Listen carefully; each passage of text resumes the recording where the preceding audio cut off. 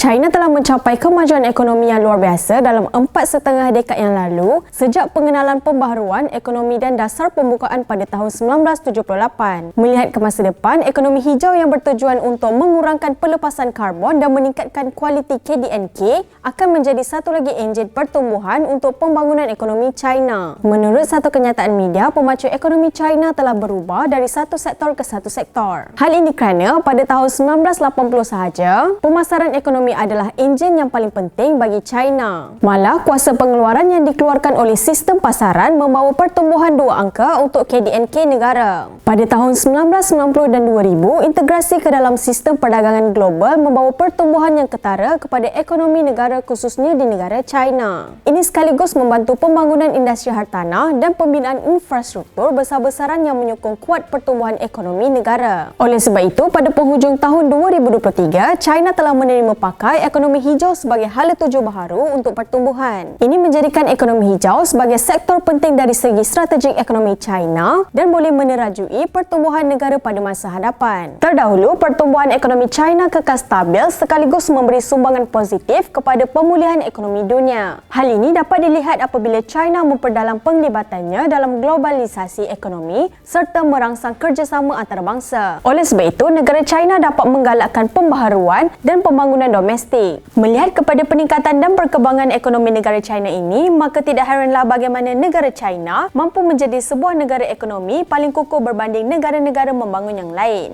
Ini juga sekaligus membuktikan bahawa kepimpinan negara China dalam pelbagai bidang sememangnya tidak boleh disangkal lagi. China inspirasi dunia.